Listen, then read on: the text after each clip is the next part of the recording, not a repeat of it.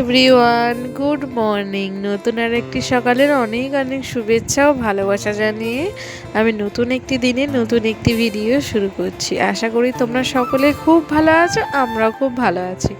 তো আজকে হলো 30 তারিখ, শনিবার। এখন বাজে সকাল 7:30 কি 7:45 মতো। যে প্রত্যেক দিনকার মতো ঘুম থেকে উঠে প্রথমেই ভাতটা বসিয়ে দিয়েছি, আর ভাতটা এদিকে ফুটে গেছে, তাই একটু গ্যাসটা আস্তে করে দিলাম। আর সকালে ভেবেছিলাম বাঁধাকপি করব, তারপরে ভাবলাম যে সোয়াবিনটাই করি। সোয়াবিন আর ভেবেছিলাম একটু পেঁয়াজি করব।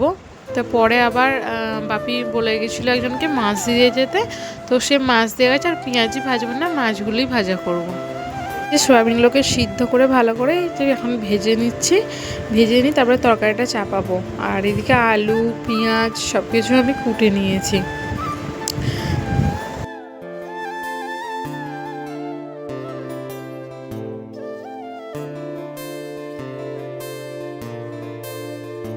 পরশুদিন তো রান্নাঘরে সব পরিষ্কার করেছিলাম, আর জিনিসপত্রগুলো সব অগোছালো এদিক ওদিক হয়ে আছে। তো এই যে মানে জিনিসপত্র নিতে এত অসুবিধা হচ্ছে, এইদিকে একটা ঝাল মশলা তো ওদিকে একটা ঝাল মশলা। তো এই যে যা হোক করে তরকারিটা বসিয়ে দিয়েছে। আর একটুখানি দুধ ছিল, তো সেই জন্য আমার বড় বললো খাবো না চা, সেই জন্য আমার জন্য 1 কাপ মতো চা করে নিলাম।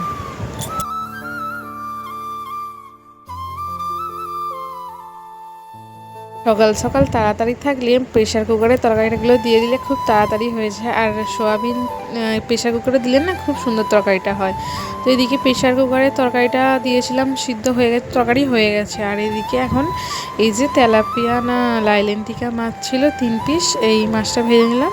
আর এখনও ছোট মাছগুলো আছে, আগে বড় মাছটা ভেজে আমার বরকে খেতে দিয়ে দিই, তারপরেই মাছগুলো ভাজবো।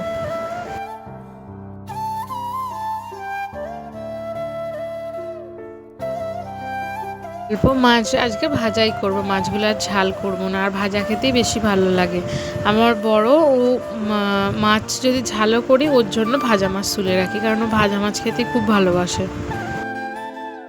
যে আমার বরের স্নান হয়ে গেছে, এখন ওদিকে রেডি হচ্ছে। আর এদিকে আমি ভাতটা অতক্ষণ ঠান্ডা করতে দিই। এদিকে ভাত তরকারি মাছ ভাজা সবই হয়ে গেছে, ঠান্ডা করতে দিয়ে দিই। তো এই যে সকালবেলা ও খেয়ে দিয়ে এখনও টিফিন গুছিয়ে দেবো। ও বেরিয়ে গেলে আমার এদিকে মানে কাজগুলো মিটবে। তারপরে বেলা এখনও অনেক কাজ আছে। এই যে রান্নাঘরে তো কিছুই গুছানো হয়নি, বেলায় গোছাবো সব এইগুলো। যে পুঁটি মাছগুলো তো গরম ভাতে খেতে এমনি খুব ভালো লাগে, তার সাথে আমি একটু আজকে পেঁয়াজ কুচোনো দিয়ে দিয়েছি। পেঁয়াজগুলো ভাজা হয়ে যাবে, খুব সুন্দর খেতে লাগবে। ছোট মাছ তো পাওয়াই যায় না, বাজারেও সবসময় পাওয়া যায় না। তো আমরা যখন পাই এই মাছগুলো নিয়ে নিই আর কি।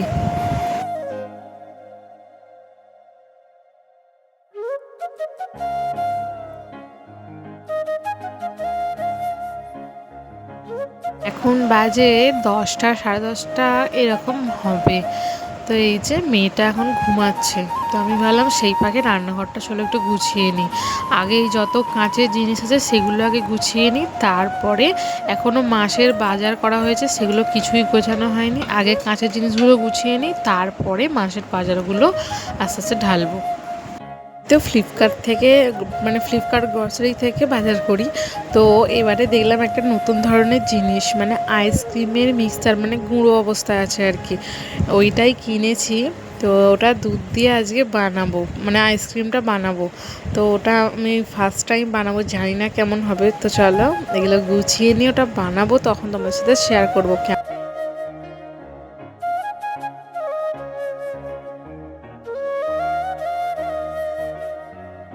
আচ্ছা, জিনিসগুলো প্রায় গোছানো হয়েই এসেছে। এই যে আমার মানু আবার উঠে পড়েছে, তো ওই যে একটু আদর করে নিলাম।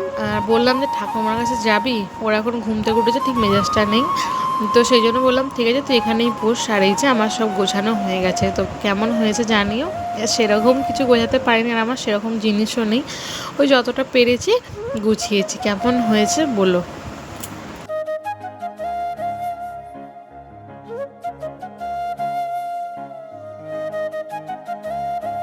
বাসনপত্রগুলোও যা ছিল সব গোছানো হয়ে গেছে, সেটা আর দেখালাম না। আর এই যে এখন বাজারের ব্যাগটা গোছাবো, কারণ মাসের বাজার তো এই সময়টাতেই করা হয়। তো আমার মাসের সব জিনিসই প্রায় শেষ হয়ে এসেছে। তো চলো জিনিসগুলো ঢেলে নিই।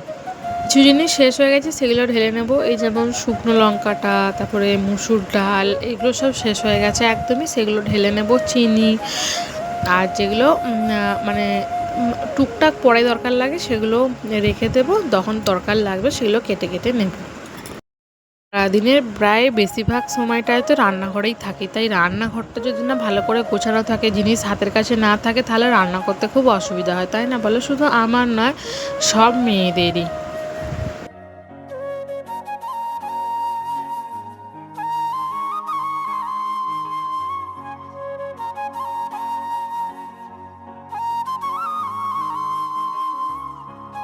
যেগুলো কেটে ঢালার ঢেলে নিয়েছি, আর এখন 5 ফোড়ন আছে তাই প্যাকেটটা রেখে দিলাম। আর ময়দা, তারপরে সিমুই, পাস্তা, এইগুলো আর ঢাললাম না, এগুলো যখন দরকার লাগবে কেটে নেব। আর এই যে এখন আইসক্রিম করব বলে দুধটা একটু ফুটিয়ে নিলাম 5 মিনিট মতো। এবার আইসক্রিমের গুঁড়োটা দিয়ে দেবো। প্যাকেটটা করতে 500 দুধ লাগবে, মানে এটা তো কোনোদিনও করিনি, ফোনে একটু দেখে নিলাম কেমন করে করতে হবে। তো এই যে এখানে এখন 500 দুধ লাগবে, আর আমার মেয়ে খায় আর আমার বোনের জন্য যে দুধ আনা হয় 500 দুধই, তো সেটা এখন করে নিলাম। তো এই যে এবার আইসক্রিমের গুঁড়োটা দিয়ে দেবো।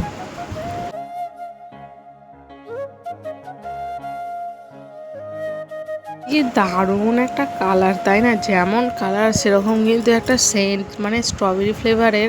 সেই ছোটোবেলায় একটা লজেস খেতাম এরকম স্ট্রবেরি ফ্লেভারের, কি দারুণ সেন্ট, মনে হচ্ছে যেন এখনই খেয়ে নিই।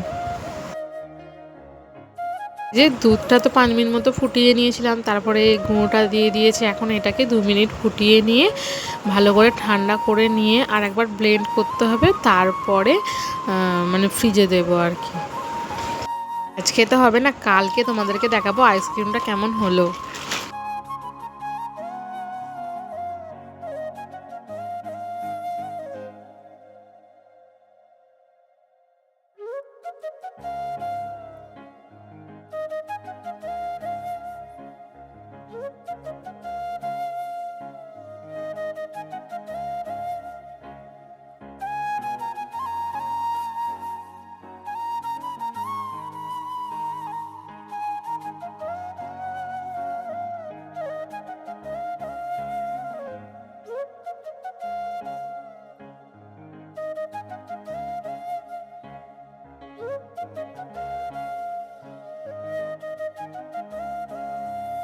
ভাবছিলাম কিসে করে দেব, এই যে এই ডিপিটা করেই দেব, অনেকটা বড় আছে আর এটা হতে ভালো হবে।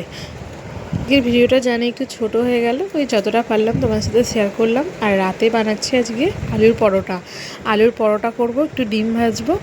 তো এই যে রাতের খাবার নিয়ে চলে এসেছি। তো চলো আজকের ভিডিওটা এই পর্যন্তই, আবার দেখা হচ্ছে তোমার সাথে পরের ভিডিও। ততক্ষণ তোমরা সুস্থ থেকো, ভালো থেকো।